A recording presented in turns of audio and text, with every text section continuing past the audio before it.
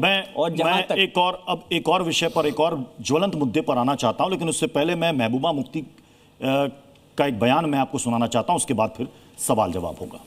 Please play करें। दुनिया को बोला कश्मीर में सब ठीक हो गया, मगर अब देखिए कश्मीर का मुसीबत जो हमारी थी वो परसों रेड फोर्ट लाल किले के सामने बोल पड़े। नौजवान पढ़ा लिखा डॉक्टर अपने ऊपर आरडीएक्स बांध के अपनी जान उड़ाएगा, उसके साथ कई लोगों को उड़ाएगा, तो मुल्क में तो कोई सेफ्टी नहीं है।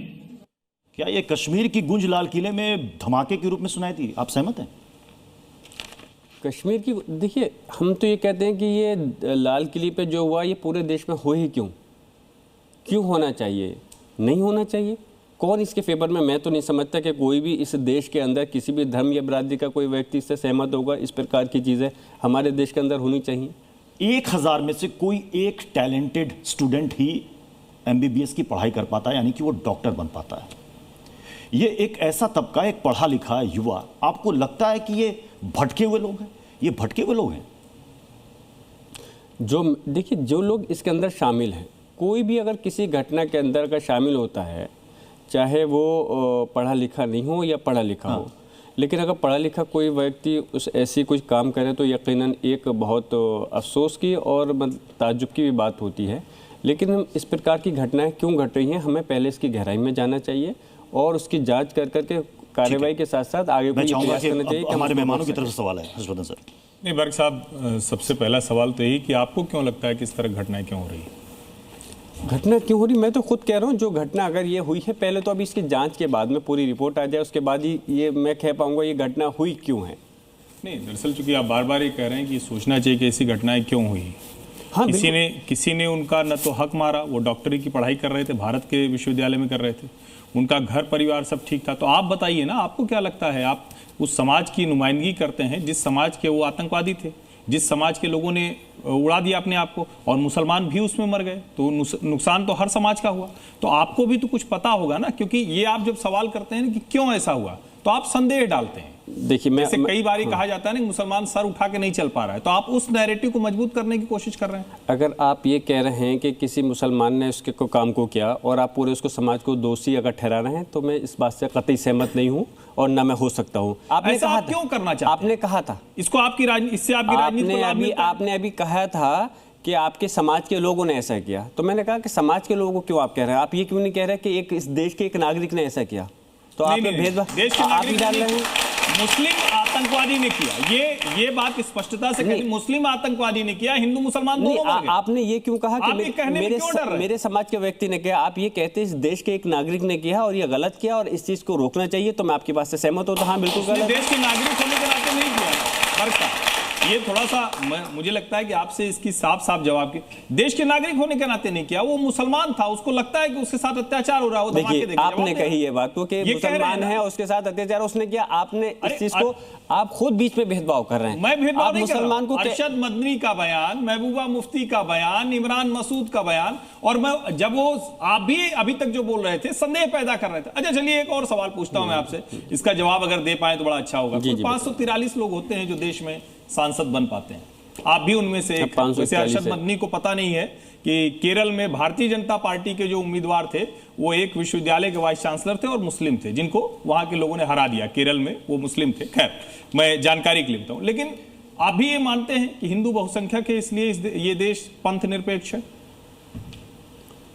देखिए, हिंदू बहुसंख्यक की वजह से नहीं, बस मैं इतना कहना चाहूँगा, इस देश के अंदर जो जिस प्रकार से राजनीति जो चल रही है उस चीज को लेकर के इस प्रकार की सारी ये बातें सामने आप नौजवान हैं, आपसे उम्मीद कर रहे हैं कि ऐसे मैं नौजवान हूँ, मैं देखिए समझ में आए, मैं नौजवान हूँ। अगर घुमाएंगे तो थोड़ा नहीं, देखिए मैं इस जगह पर आया हूँ, मैं बैठा हूँ कचहरी के अंदर आपकी, तो मेरा मकसद घुमाने का नहीं लगता कि हिंदू घुमाने के लिए, इसलिए सेकुलर नेशन है। मैं तो घुमाने के लिए, मैं कभी अपने जो मंच के माध्यम से अगर चुनाव में जनता के सामने कोई बोलता हूँ या वैसे को बोलता हूँ, तो मैं उसमें प्रयास नहीं करता घुमाने का, तो यहाँ क्यों करूँगा? इसी से जुड़ा हुआ सवाल है, इसीलिए मैं कह रहा हूँ कि आप ये मानते हैं या नहीं मानते हैं कि हिंदू बहुल है भारत, इसलिए ये सेकुलर नेशन है?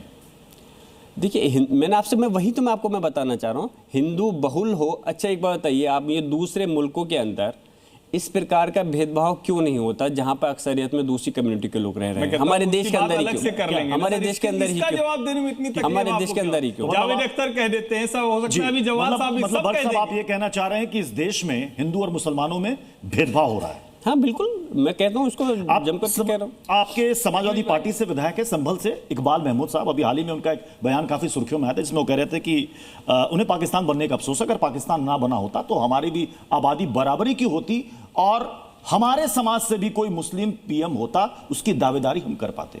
क्या इस देश में कोई अल्पसंख्यक कभी पीएम नहीं बन पाया? डॉक्टर मनमोहन सिंह क्या थे डॉक्टर मनमोहन सिंह?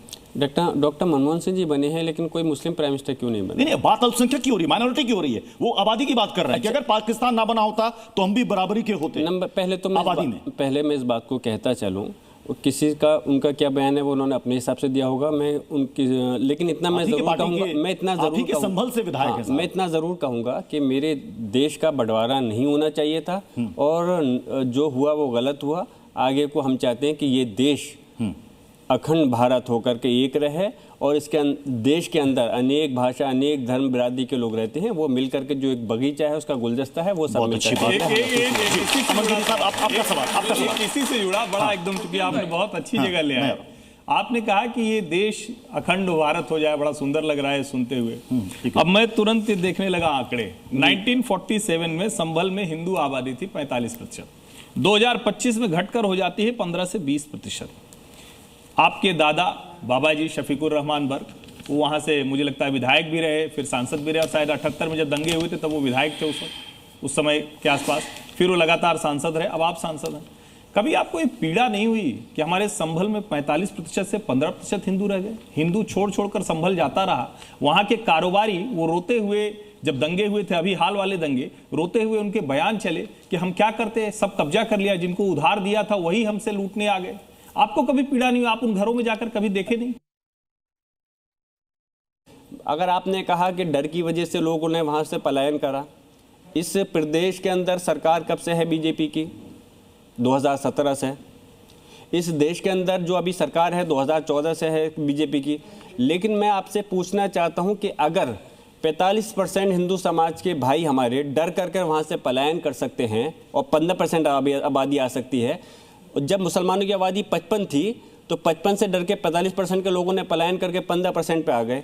तो मुझे इस बात का जवाब दिए, 15% की जो आबादी है तो वो लोग 85% से डर के, तो उन्हें तो और ज़्यादा तेजी से वहाँ से पलायन करना चाहिए था। आप सांसद हैं।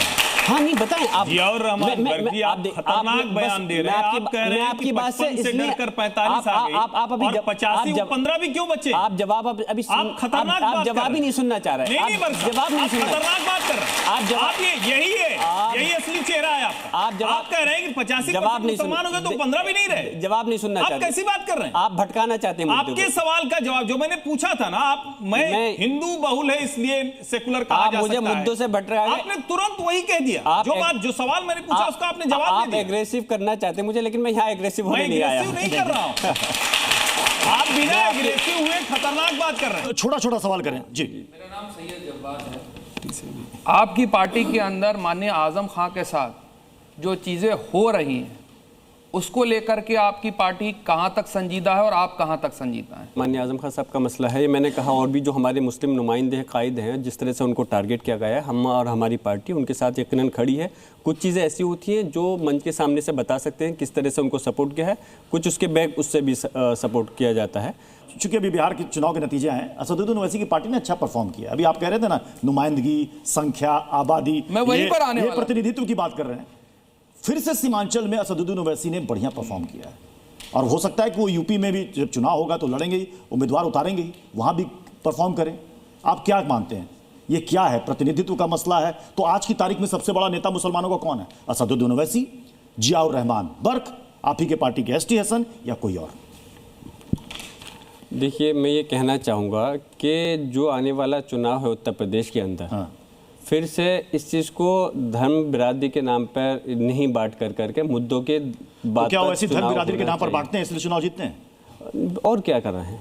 बड़ा स्टेटमेंट दे रहे हैं। हाँ। असदुद्दीन ओवैसी मजहब के नाम पर वोट मांगते हैं, चुनाव जीतते हैं। देखिए, यही चीज हो रही है और मैं ये चाहता हूं, मतलब वो मुस्लिमों के नेता लेकिन हमारे लोगों को उनका हक नहीं मिल पा रहा। वो बेचारा पिस रहा है, हमारा मुसलमान जो है इस देश के अंदर कभी उसको आसानी के साथ में वोट बैंक के लिए कभी आपने जिन साहब का नाम लिया वो इस्तेमाल कर लेते हैं, कभी कोई दूसरे कर लेते हैं। लेकिन हम चाहते हैं कि हमारी समाजवादी पार्टी के अंदर जिस तरह से मुसलमानों के लिए नहीं बल्कि सारे धर्म बिरादरी के लिए काम हो रहा है, उसी लेगेसी पे चलना चाहिए। आप भी तो चुनाव प्रचार में मुख्तार अंसारी, अतीक अहमद का नाम लेते हैं, फिर चुनाव प्रचार में वो भी अपनी बात कहते हैं, आप उनको कहते हैं वो मजहब की राजनीति करते हैं, फिर आप क्या करते हैं?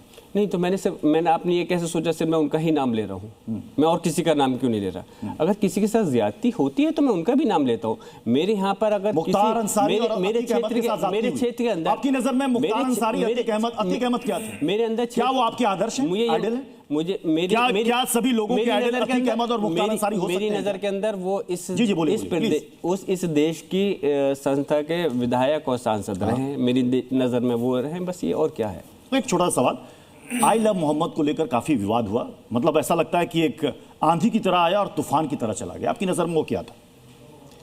देखिए, आई लव मोहम्मद का जहाँ तक मसला है, मैंने पहले भी कहा है कि जो जिस भी धर्म से ताल्लुक़ रखता है यकीनन अपने अपने उन लोगों से मोहब्बत करता है। और हम मोहब्बत की तो बात कर रहे हैं, नफरत की कहाँ बात कर रहे हैं? तो मोहब्बत है तो उसके अंदर तो कोई किसी तरह की एतराज होना ही नहीं चाहिए था। तो जो लोग आई लव मोहम्मद की बात करेंगे, मैं एक बार एक इमरान मसूद का एक बयान है, मैं वो चाहूंगा कि एक बार प्लीज उसको प्ले किया जाए, प्लीज प्ले करें, फिर मैं अपना सवाल पूरा करूंगा। वतन के साथ मोहब्बत करना हमें हमारा इस दीन सिखाता है।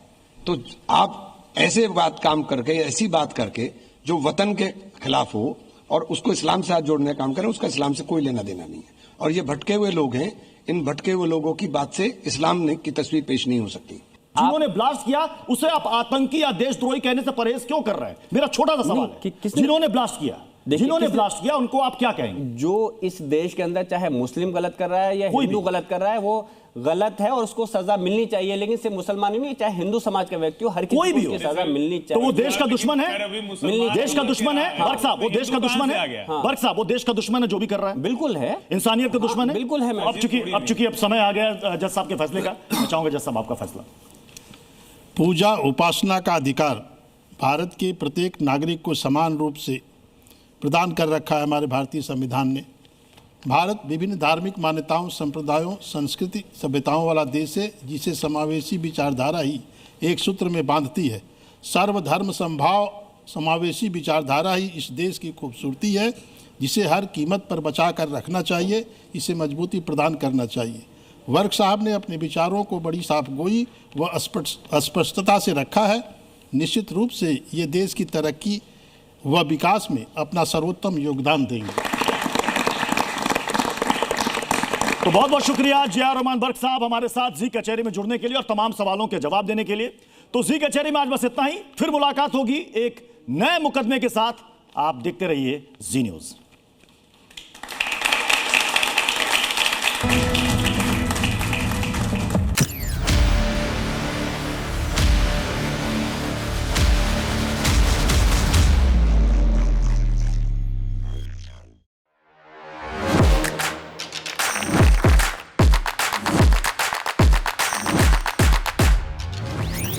Welcome Dr. Subhash Chandra. And habit can be micro, macro, 66 times if you repeat the same thing, it becomes your habit.